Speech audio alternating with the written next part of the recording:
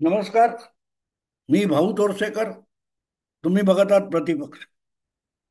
मित्रांनो, लोकसभा निवडणुकीमध्ये इंडी अलायन्स किंवा काँग्रेसला जे यश मिळालं आणि महाराष्ट्रामध्ये महाविकास आघाडीला जे यश मिळालं, त्यानंतर भाजप संपला असा डंका पिटायला अनेक पुरोगामी पत्रकार, विचारवंत, बुद्धिमंत, विश्लेषक यांनी सुरुवात केली होती. पण अवघ्या 4 महिन्यात त्यांचा हिरमोड झाला. कारण 4 महिन्यातच हरियाणामध्ये, जिथे काँग्रेस जिंकणारच अशी परिस्थिती होती, तिथे तिसऱ्यांदा विधानसभा जिंकून, निर्विवाद बहुमताने जिंकून, भाजपने आपण एवढ्या लवकर संपणार नाही याची ग्वाही दिली. पण लोकसभा निवडणुकीमध्ये अनपेक्षित प्रचंड यश मिळवणारा काँग्रेस पक्ष आणि हरियाणामध्ये आता 10 वर्षानंतर परत एकदा काँग्रेसची सत्ता येणार असे सगळीकडून दावे चालू असताना काँग्रेसने मिळवलेलं अपयश हा आता त्याच लोकांसाठी चिंतेचा विषय झाला. रोजच्या रोज अशी पुरोगामी रडगाणी चालू आहेत की काय करणार, काँग्रेसने मोमेंटम घालवला का. लोकसभा निवडणुकीने जी चालना काँग्रेस पक्षाला मिळालेली होती 10 वर्षानंतर, त्यानंतर हे लागोपाठचे पराभव, जम्मू काश्मीर, हरियाणा, महाराष्ट्र, झारखंड, नवी मुंबई, सॉरी दिल्ली, या 5 विधानसभा निवडणुकीमध्ये ज्या प्रकारे काँग्रेसचा सुपडा साफ झालेला आहे, त्यापैकी 3 जागी तर भाजप दणदणीत विजय मिळवून गेला. हरियाणा, महाराष्ट्र आणि दिल्ली. झारखंडमध्ये भाजपचा पराभव झाला असेल, पण जिंकणारा पक्ष काँग्रेस नाहीये. काँग्रेस तिथे एक प्रादेशिक पक्ष, झारखंड मुक्ती मोर्चा यांच्या कडेवर बसलेलं, नाकातून शेंबूड घालणारं पोर आहे. तीच गोष्ट काँग्रेसची जम्मू काश्मीरमध्ये आहे. जम्मू काश्मीर हा 2 भागात विभागला गेलेला आहे. काश्मीरचं खोरं हे मुस्लिम बहुल आहे आणि जम्मू हा प्रदेश हिंदू बहुल आहे. काँग्रेसने हिंदू बहुल भागामध्ये म्हणजे जम्मूमध्ये चांगलं यश मिळवावं ही अपेक्षा होती. मुस्लिम बहुल भागामध्ये नॅशनल कॉन्फरन्स म्हणजे फारुख अब्दुल्लांचा पक्ष जिंकणार, तो जिंकला कारण तो मुस्लिमांचाच पक्ष आहे. आणि मुस्लिम बहुल भागात त्याने जिंकलं काही मोठं नाही, तिथे भाजप फार मोठी बाजी मारेल ही शक्यताच नव्हती. पण जम्मूमध्ये काँग्रेसला अवघी एक जागा मला वाटते जिंकता आली आणि ती एक जागा सुद्धा मुस्लिम उमेदवारच निवडून आला. त्यामुळे जम्मू काश्मीरमध्ये सुद्धा भाजपचं सरकार आलं नाही तरी भाजपला जागा चांगल्या निवडून आणता आल्या आणि काँग्रेसचा तिथे सुपडा साफ झाला. तीच गोष्ट झारखंडमध्ये. आणि मग बाकीच्या 3 राज्य, दिल्ली, महाराष्ट्र किंवा हरियाणा बघितलं तर काँग्रेसची दुर्दशा आता परत एकदा सांगण्याची गरज नाही. आणि हे सगळं झाल्यानंतर आता अशी परिस्थिती आहे की जे लोकसभेनंतर भाजप संपला म्हणून रडत होते, ते आता काँग्रेसचा जीव कसा वाचणार, काँग्रेसला पुनरुज्जीवित व्हायला, संजीवनी मिळायला काय करावं लागेल याचा आक्रोश करत सुटलेले त्यातल्या अनेकांना काँग्रेसमध्येच काही भाजपवाले असल्याचाही शोध लागलाय. म्हणजे अर्ध्यापेक्षा अधिक काँग्रेसचे महत्वाचे नेते भाजपमध्ये गेलेले, म्हणजे भाजपत काँग्रेसचे स्लीपिंग स्लीपिंग सेल, काय ते स्लीपर सेल आहेत म्हटलं, घातपाती आहेत तर मान्य करतायत. पण भाजपमधून काँग्रेसमध्ये गेलेले कोण आहेत, किती आहेत. पण असो, हा स्वभावाचा भाग असतो. आपल्या चुका दुरुस्त करत नाहीत त्यांना नामशेष व्हावंच लागतं. काळाबरोबर ज्यांना बदलता येत नाही त्यांना नामशेष व्हावं लागतं. आणि काँग्रेस हा पक्ष तुम्ही बारकाईने अभ्यासला तर काँग्रेस हा स्वेच्छा मरणाच्या मार्गावर आहे. स्वेच्छा मरण म्हणजे आत्महत्या. अनेक जण आत्महत्या करतात, पण आत्महत्या हा सुद्धा कायदेशीर गुन्हा आहे. आणि म्हणून ज्यांना आता आयुष्यात काय असं उरलं नाही असं वाटतं त्यांना सुद्धा आत्महत्या करता येत नाही कायदेशीररित्या. म्हणून अनेक लोक खालच्या कोर्टापासून सुप्रीम कोर्टापर्यंत परत परत मागणी करून थकलेले आहेत की आमच्या आयुष्यात आम्हाला तर जगण्याची इच्छा नाही, आम्हाला कायद्याने मरण्याची परवानगी द्यावी, आमची जीवन यात्रा संपवण्याची परवानगी द्यावी, आम्हाला स्वेच्छा मरण हवंय. पण कोर्टाने तशी कुठलीही मुभा फारशी कोणाला दिली आहे असं माझ्या तरी वाचनात नाही. पण काँग्रेस हा पक्ष बघितला तर असं वाटतं की काँग्रेस पक्ष हा स्वेच्छा मरणाच्या वाटेवर आहे. गेल्या 20, 25, 30 वर्षामध्ये काँग्रेसला हरवण्याचा अनेकांनी प्रयत्न केला, पण ते कोणी काँग्रेसला हरवू शकले नाहीत. काँग्रेसला स्वेच्छा मरणाची ओढ लागली आहे आणि त्यातून काँग्रेस हा पक्ष खंगत खंगत अस्तंगत होत चाललेला आहे. तुम्हाला एक गंमत म्हणून सांगतो मित्रांनो, दुसऱ्या महायुद्धानंतर जगात एक कोल्ड वॉर सुरू झालं, शीतयुद्ध. दोन महाशक्ती दुसऱ्या महायुद्धानंतर उदयाला आल्या, अमेरिका आणि दुसरीकडे सोव्हिएत संघराज्य.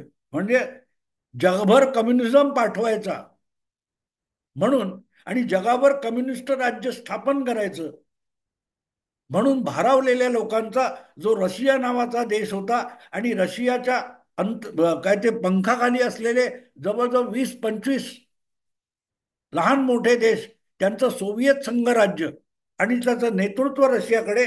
तर ती एक महाशक्ती, सोव्हिएत महाशक्ती आणि अमेरिकन महाशक्ती यांच्यामध्ये सतत भांडवलशाही विरुद्ध कम्युनिझम अशी जी लढाई चालू होती, त्यामध्ये अनेक देशांना कम्युनिस्ट करण्याच्या नादात आणि अमेरिकेने ते थोपवण्याच्या निमित्ताने जी शॅडो वॉर चालू होत, छायायुद्ध ज्याला म्हणताय, की वरकरणी त्या देशातले बंडखोर विरुद्ध त्या देशाचं सरकार सत्ताधीश, अशी लढाई दिसायची. पण प्रत्यक्षात ती लढाई रशिया आणि अमेरिका, सोव्हिएत युनियन आणि अमेरिका, USA यांच्यात चालायची.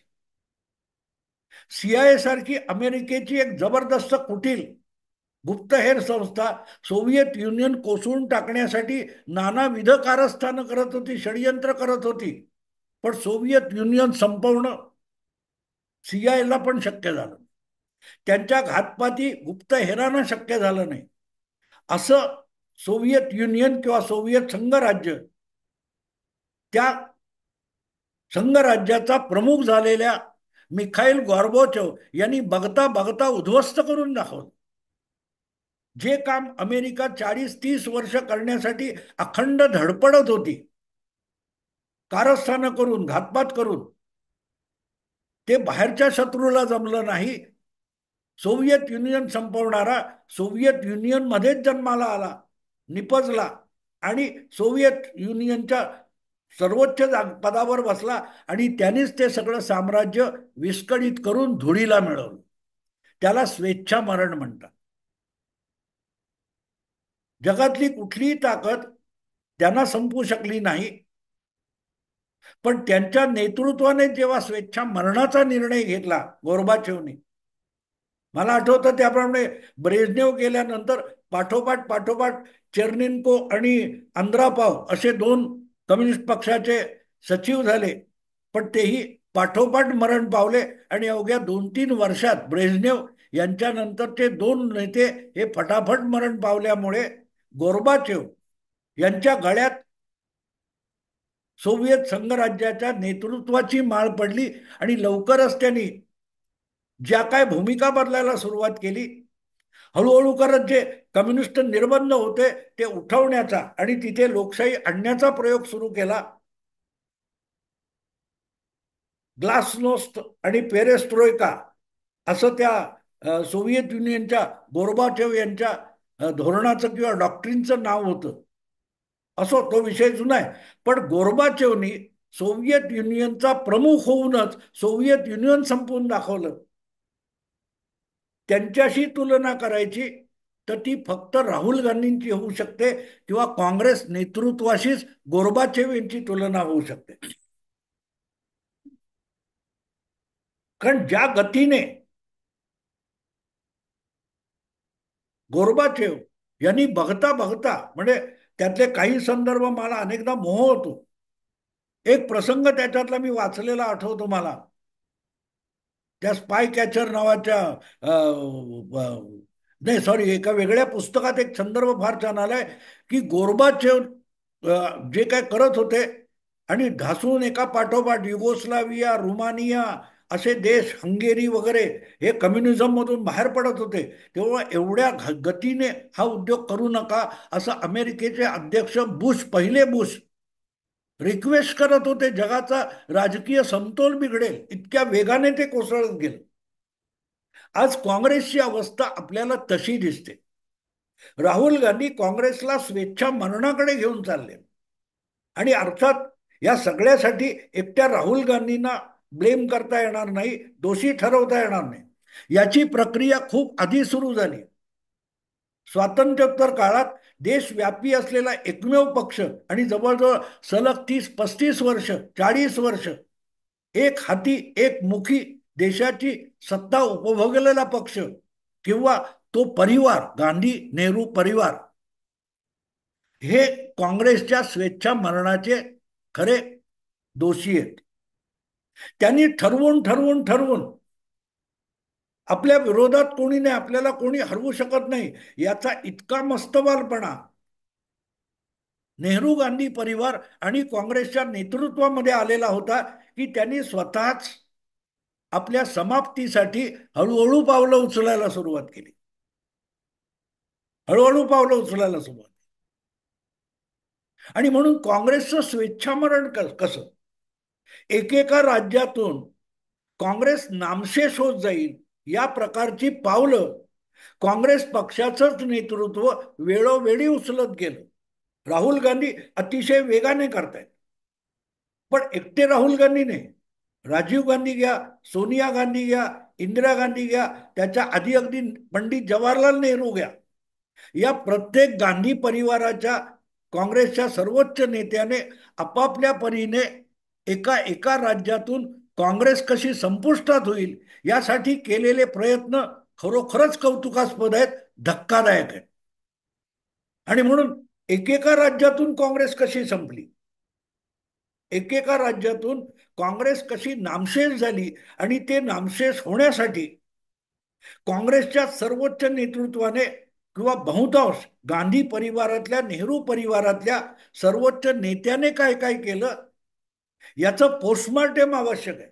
ज्यांना आज काँग्रेसचं काय होणार, काँग्रेसचं भवितव्य काय याची चिंता भेडसावत असते ना, मला वाटतं अशा विश्लेषकांनी, अशा संपादक पत्रकारांनी काँग्रेस कशी नामशेष होत गेली आणि त्याला त्यावेळचं तात्कालीन नेतृत्व त्या त्या राज्यासाठी कसं जबाबदार आहे याचा शोध घेतला पाहिजे, अभ्यास केला पाहिजे.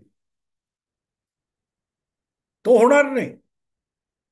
तो होणार नाही याचं कारण असं की चिंता आहे, चिंता आहे, पण त्या चिंतेचं, रोगाचं निदान करायची हिंमत नाहीये. कोण हिंमत करून राहुल गांधींना, सोनिया गांधींना किंवा प्रियांका वड्रांना सांगू शकतो की तुमच्या परिवाराने आपल्या पक्षाची वाट लावली, तर कृपा करून बाजूला व्हा. काँग्रेसच्या पत्रिकेतून शनी, राहू, केतू सारखे बसलेले गांधी परिवाराचे जे कोणी ग्रह आहेत त्यांनी बाजूला व्हा हे सांगायची एका तरी काँग्रेस समर्थकाची किंवा काँग्रेस नेत्याची हिंमत आहे का?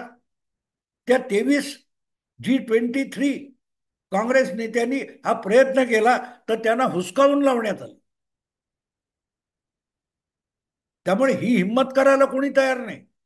आणि जे समर्थक आहेत त्यांना हे सत्य शोधायची किंवा बघायची हिंमत उरलेली नाही. आणि म्हणून मला असं वाटलं की एकेका राज्यातून, महाराष्ट्र असेल, गुजरात असेल, उत्तर प्रदेश असेल, ओडिसा असेल, अशी जवळजवळ 10-12 राज्य जिथून काँग्रेस पक्षाला नेस्तनाबूत करून नामशेष करण्यासाठी गांधी परिवाराने किंवा काँग्रेसच्या सर्वोच्च नेतृत्वाने कसे वेळोवेळी जाणीवपूर्वक चुकीचे निर्णय घेतले आणि काँग्रेस पक्ष संपवला, याचा एक अभ्यास किंवा याची एक मालिका तुमच्या समोर मांडतात. त्यांना गरज असेल नसेल सोडून द्या, पण ज्यांना राजकारण समजून घ्यायचं, ज्यांना काँग्रेस अशा आत्मघाती मार्गाने का जाते आणि कशी कशी गेली हे समजून घ्यायची इच्छा आहे. त्यांच्यासाठी एक प्रकारची ही मालिका सादर करावी, काँग्रेसचं स्वेच्छा मरण. आणि याची सुरुवात आत्ता काँग्रेसची सत्ता केंद्रातून गेली, अनेक राज्यातून गेली आहे म्हणून मी मानतो असं समजू नका.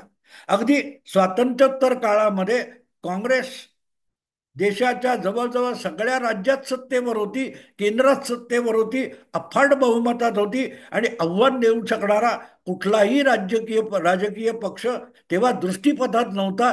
तेव्हापासून सुद्धा काँग्रेसने आपलंच अस्तित्व एकेका राज्यातून कसं नामशेष करण्याचे पावलं उचलली.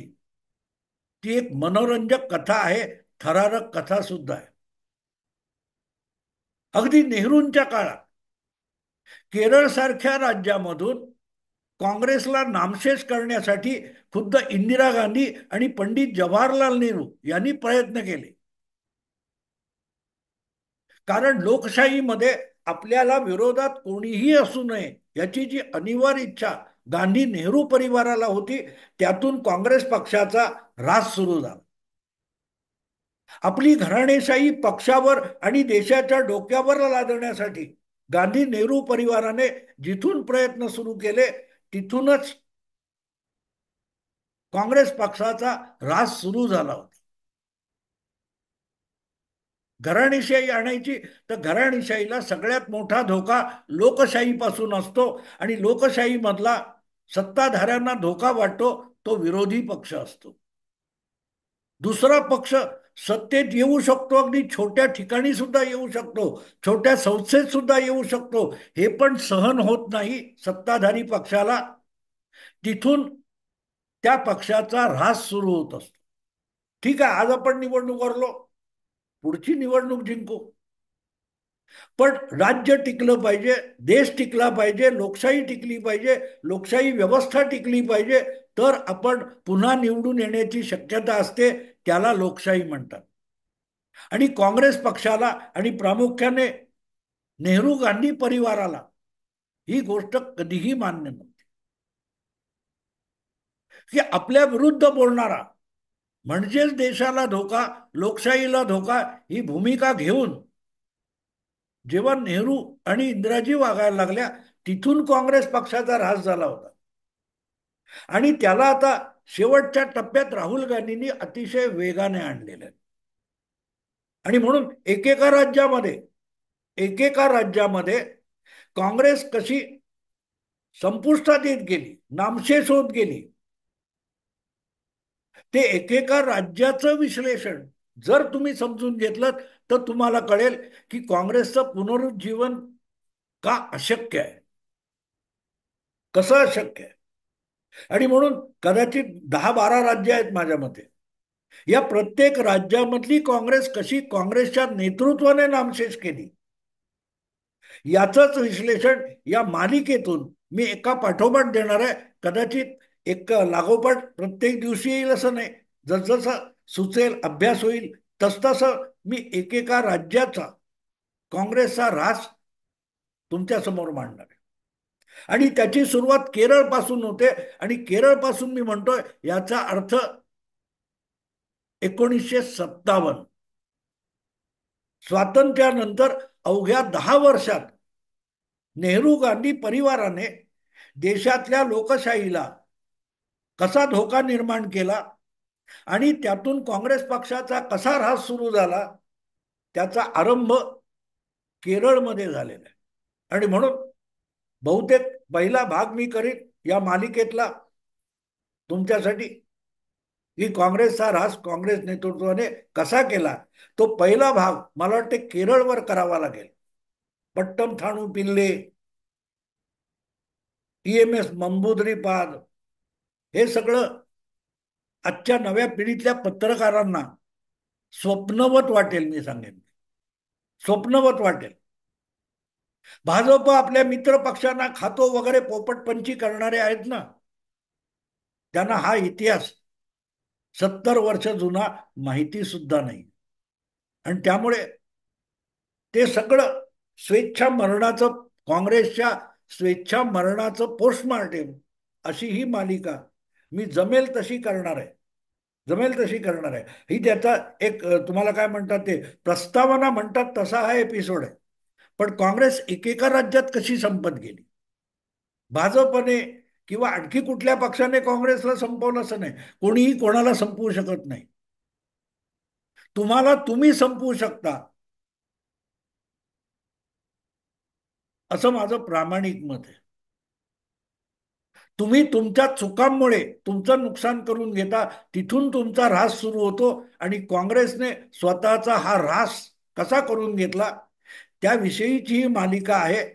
पुढच्या भागामध्ये केरळमधून याची कशी सुरुवात झाली ते मी मांडणार आहे. आत्ता इथेच थांबतो. आवडलं लाईक करा, शेअर करा आणि प्रतिपक्षाला सबस्क्राईब करा.